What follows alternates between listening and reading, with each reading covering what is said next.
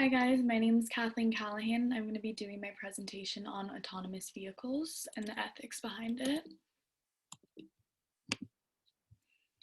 We're going to be talking about what they are, why we use them, how these vehicles work, the advantages, the ethical concerns, and the future of vehicles and ethics. So, an autonomous vehicle is a car that's capable of sensing its own environment and operating without human involvement. So, it's basically a self driving car.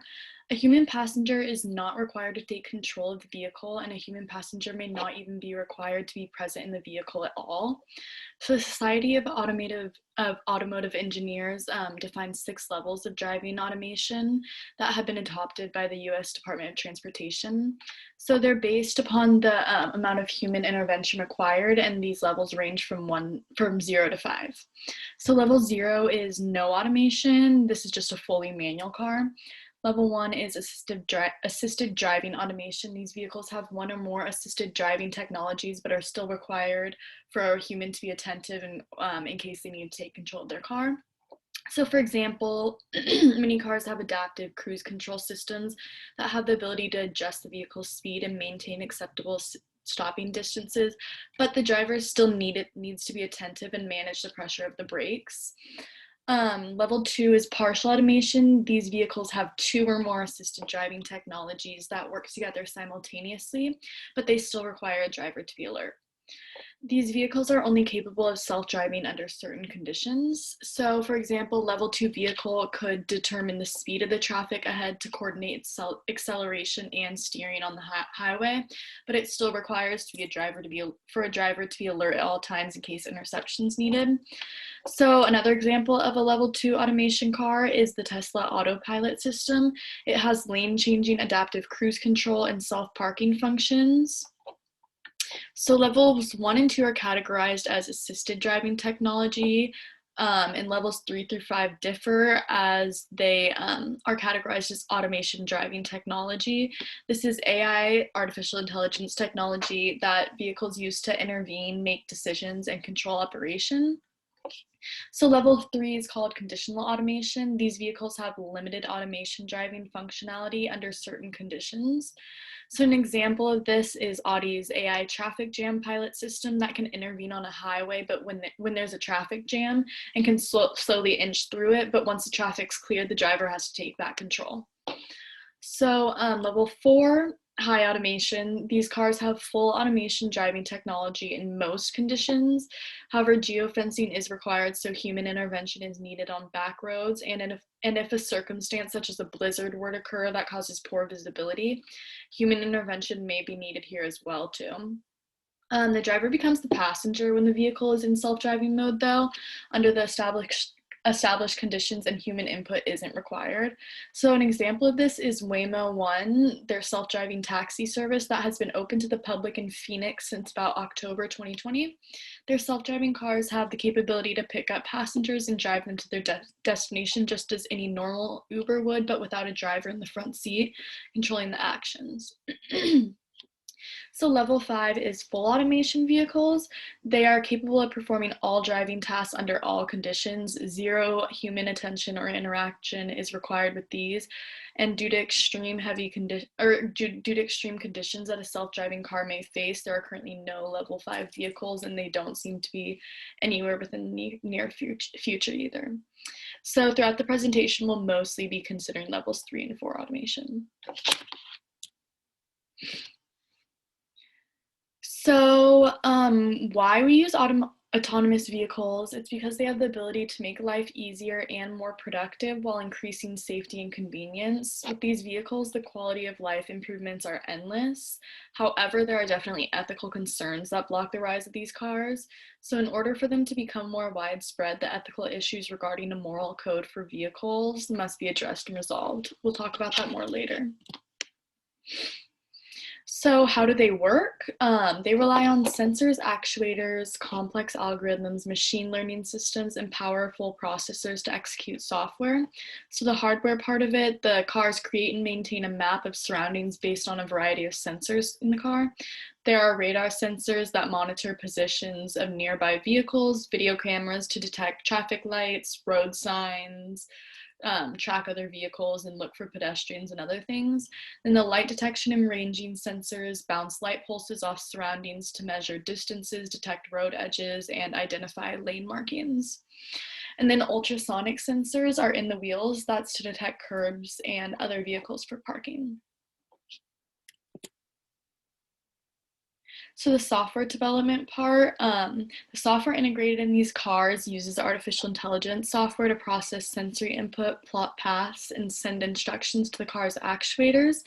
They use hard-coded rules, obstacle avoidance algorithms, predictive modeling, object recognition, in order to help it follow traffic rules and navigate obstacles.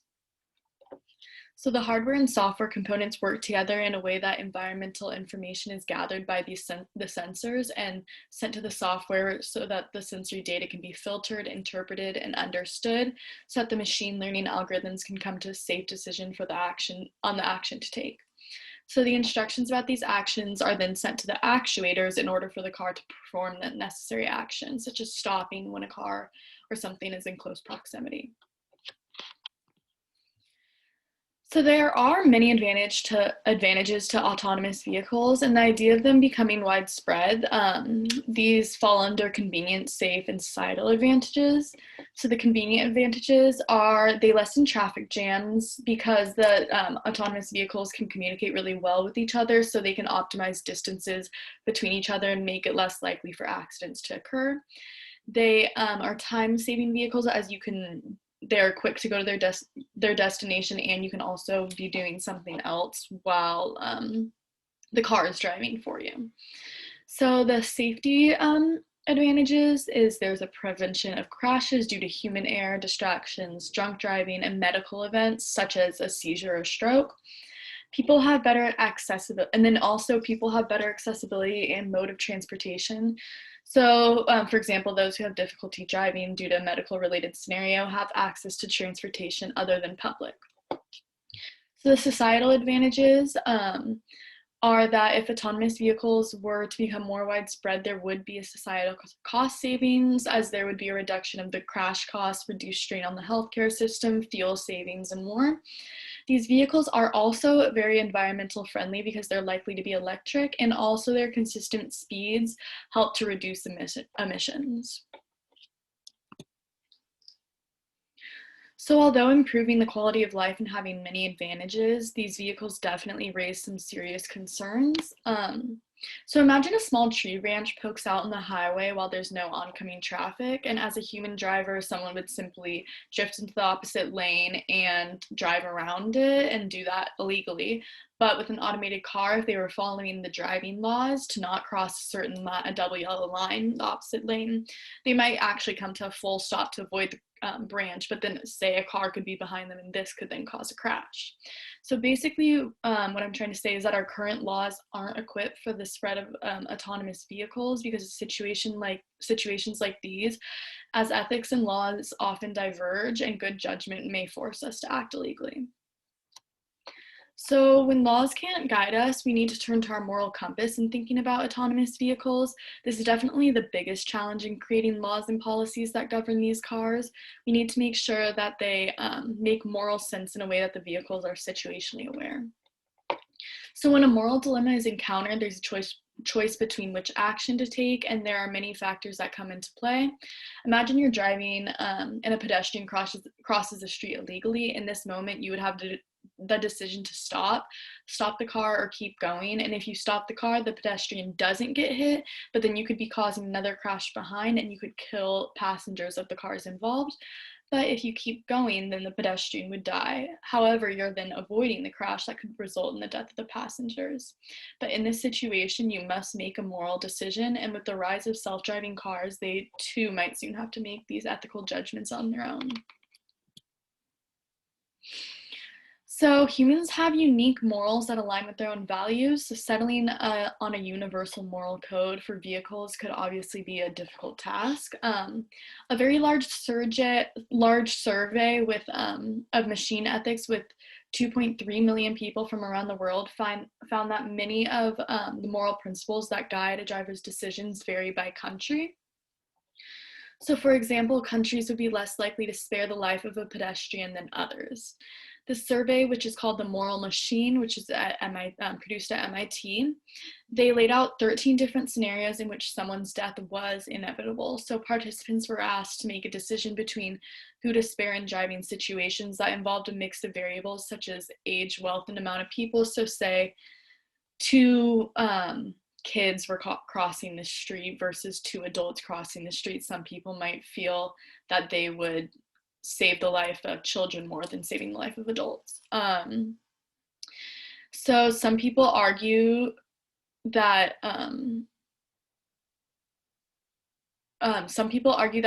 people rarely ever encounter these dilemmas, but the study is also just to represent the less severe moral decisions that drivers need to make every day. So it also reveals cultural differences that governments and the makers of self-driving cars must consider in order for these vehicles to gain public acceptance. So there's definitely a great potential for a rise of autonomous vehicles. Most modern vehicles that are being made these days have some level of automation, such as adaptive cruise control and parking sensors, very common in cars today. So as technology also continues to develop, autonomous vehicles do with it. So Waymo, as I talked about a little earlier, Google's project, they make level 4 autonomous vehicles. They began their self-driving car project in 2009, and just months later, they succeeded in driving more autonomous vehicles than ever before.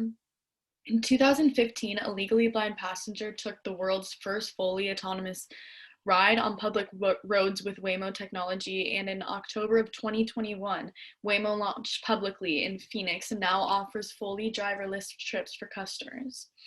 So Waymo is basically just an example of how fast autonomous vehicles are rising within the modern world today and how fast they can be produced. So if we want autonomous vehicles to become more widespread, we need ethical skills built into the system.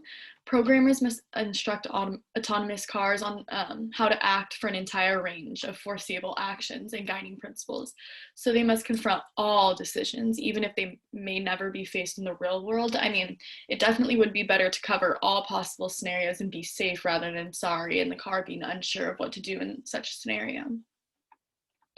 So it's definitely essential that this problem is addressed before these cars begin going mainstream. The benefits of doing so would be great, as most studies confirm that autonomous vehicles would be safer than human drivers due to human error and distraction. Luckily, there are steps being made towards fixing ethical issues in autonomous vehicles, and Google has been hiring people for the development team of Waymo, the car I talked about earlier, to add ethical skills into the mix. They also must consider the cultural differences, though, between moral principles that vary by country, given by the Moral Machine survey. So there definitely must be work done to make these ethical skills embedded in these vehicles, and they have to be agreed upon. But until then, autonomous cars will continue to be controversial.